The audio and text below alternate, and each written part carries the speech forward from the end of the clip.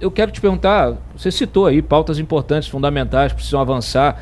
Eu trouxe a Carol Detoni no final do ano passado aqui, a gente fez justamente essa análise. Tem um áudio vazando aí, Júlio. E a gente fez justamente essa análise das pautas que avançaram, né? Inclusive vários projetos em relação ao Supremo, para tentar conter o ímpeto do Supremo. Então foi muito interessante essa conversa com a Carol. A questão da lei da anistia. A pergunta que eu faço para ti é a seguinte: a Câmara do Hugo Mota vai aprovar a lei da anistia? Eu acredito que a gente vai avançar com a pauta da anistia. Agora, o presidente Arthur Lira nos prometeu isso, prometeu ao presidente Bolsonaro, se comprometeu com isso. O Arthur é uma gigantesca liderança política no Brasil. Ele é o responsável pela eleição do presidente Hugo Mota. Ele tem autoridade política na Câmara para fazer andar, e ele é um cara que vai ajudar. Assumiu esse compromisso. Agora, é óbvio que, na minha opinião, esse projeto vai andar. Mas anda como? Como? Anda com convencimento dos líderes. Porque senão, o que vai chegar, a gente pauta e nem aprova a anistia. Mas nós vamos conseguir pautar a anistia, se Deus quiser. Agora, é trabalho de quê, Cláudio? Trabalho de política. É trabalho de diálogo. É trabalho de convencimento. Em cima dessa pauta, por exemplo, é mais um assunto que eu discordo da direita se dividir.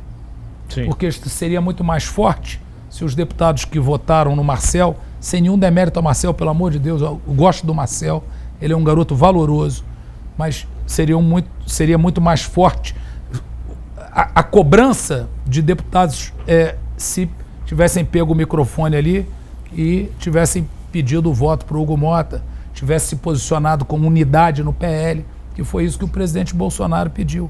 Nós teríamos muito mais legitimidade. Não vai atrapalhar isso não, mas... São poucos votos. Mas é uma política... Foram quantos votos no PL? Eu acredito que foram em torno de 15 a 20 deputados 15 a 20 deputados. Mas isso dói mais em vocês do que no Hugo Mota, né? Acho que no Hugo Mota não importa. O Mota ganhou a eleição. Ele essa questão da lei da anistia, ele tem um compromisso dele? Olha, esse é outro ponto. É claro que o Hugo Mota disputando uma eleição, você imagina, isso é outra coisa da política. Sim. O cara disputando a eleição de presidente, ele tem o apoio da esquerda, ele tem o apoio do centro, ele tem o apoio da direita. Essa pauta é importante para nós. Olha o quanto é delicado isso. Sim. A pauta que a esquerda não quer. É óbvio que ele, como candidato, não poderia naquele momento se colocar. Mas eu sinto no Hugo Mota, eu tenho uma relação muito próxima dele. Eu sinto nele, eu sinto em líderes importantes que essa pauta tem tudo para avançar na Câmara. Tem tudo para avançar na Câmara. Tem pouca gente que sabe como é que funciona, né? Eleição, uma matéria só vai a plenário depois de conferidos os votos, é o contrário, né? A gente sabe que na política, primeiro você tem um acordo de bastidor para garantir que aquela matéria vai ser encaminhada, vai ser votada. Então, se é interesse de vocês votar, vocês vão ter que fazer agora um trabalho de convencimento desses outros parlamentares do centro. Exatamente. Dos líderes, nas suas bancadas. Exatamente. E aí dá. Chegar o momento de porque aí a esquerda fica em minoria e dá para trazer e fazer aprovação. Degô. Deixa eu acrescentar uma opinião a partir de uma outra perspectiva, Cláudio. Eu entendo perfeitamente as colocações do Leandro. Aliás, sou um grande admirador daquilo que o Leandro produz, porque essas são as angústias da imensa maioria da população brasileira, que se vê cada vez mais escandalizada aí com esse estado de crescente autoritarismo no país, de realmente repressão, de cerceamento das liberdades individuais, sobretudo do direito de livre expressão. Mas deixa eu me socorrer aqui dos clássicos, e a Carol talvez possa agregar alguma coisa sobre isso. Muito se fala no meio acadêmico da tripartição dos poderes, baseado no espírito das leis de Montesquieu. Montesquieu nunca escreveu sobre a tripartição dos poderes, mas sobre a tripartição das funções. O poder do Estado é uno e indivisível, mas as funções são divididas na função judicante, na função legislativa e na função executiva. Dentro deste contexto, ganha preeminência a ação parlamentar, porque a ação parlamentar é considerada a mais legítima representante dos direitos da vontade da população por meio da eleição ao parlamento. O que é que eu quero dizer com isso aqui? o protagonismo na cena política nacional jamais pode ser do Poder Judiciário. Talvez seja do Executivo. Se tivéssemos um Executivo forte, não é o caso. Temos um Executivo fraco, enfim, não vou nem falar da competência dos membros desse governo. Mas, se temos um parlamento forte, um parlamento unido, um parlamento que parece também para a população de uma forma geral, que tem união de propósito, tem um conteúdo programático, isso facilita, não é que deixe fácil, mas deixa menos difícil levar adiante essas pautas que o deputado Altineu colocou. Tudo depende de uma construção, depende muito do convencimento, depende do momento político, e eu vejo um momento político em que o centro-direita tendem a ganhar força, e dependem muito também da pressão, da manifestação popular. Eu sei que a população tem medo de se manifestar, porque você com batom pode ser condenado a 17 anos, mas a população precisa dizer aquilo que está lhe angustiando e transmitir isso para os seus parlamentares, que são a caixa de ressonância da sociedade. Muito ou quase tudo do que eles vão fazer lá dependem de você aí que está nos ouvindo. Carol, Leandro, Carol. Não, perfeito, Diogo. Na verdade, eu ia fazer uma pergunta nesse sentido. A gente viu uma declaração do ministro Barroso recentemente, né, falando vamos fazer coisas incríveis juntos. Gente, desculpa, tem um unicórnio aqui, minha filha de 3 anos. Vamos fazer coisas incríveis juntos. E, assim, muito me preocupa o quanto o judiciário está usurpando poderes que são do legislativo. E era a minha pergunta nesse sentido, quanto você vê a liderança do Hugo Mota para impedir que esse tipo de coisa aconteça. E no mesmo sentido, a ministra Carmen Lúcia também já falou que o TSE vai em cima da regulação das redes sociais, que é uma pauta tão cara para a direita, e o quanto o Hugo Mota está com esse compromisso de evitar que isso aconteça. Bom, Carol, eu acredito muito na força e na liderança do presidente Hugo Mota. Eu ontem fui representar o presidente Valdemar na abertura do ano do Judiciário no Tribunal Superior Eleitoral na noite de ontem, 19 horas. E estava lá o presidente Hugo Mota, o presidente Davi Alcolumbre e os ministros.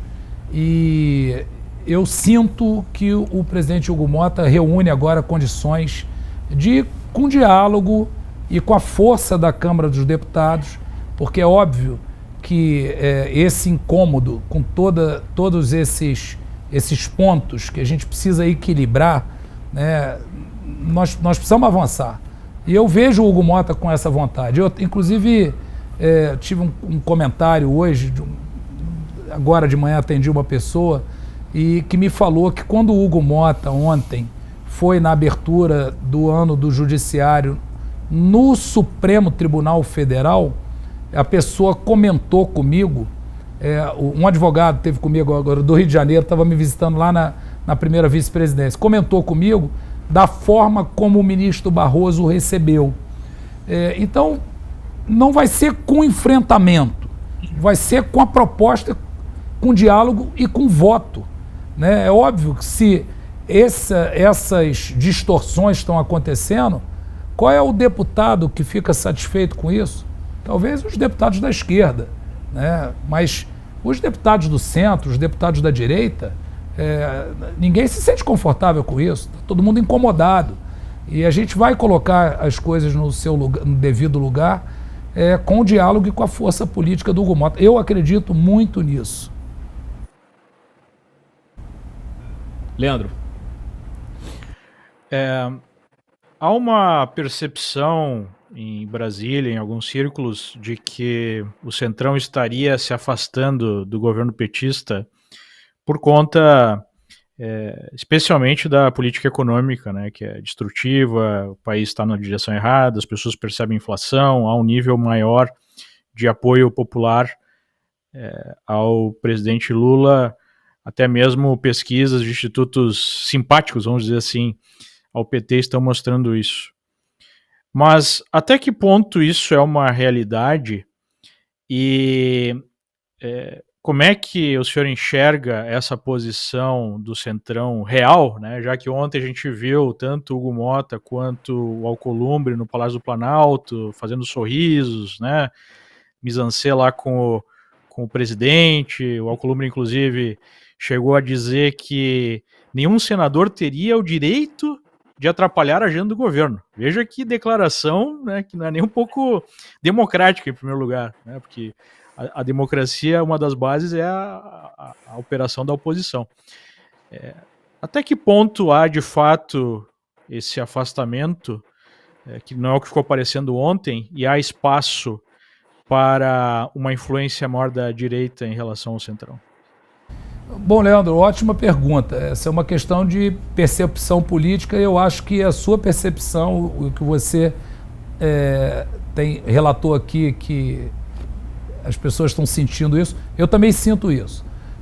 Eu acho que o PP, o Republicanos e o União Brasil, eles estudam uma união, né, uma federação. Seria uma federação, se for acontecer, muito forte. Somando essas bancadas, dão 167 deputados. Eu sinto o Republicanos, é o partido do governador Tarcísio.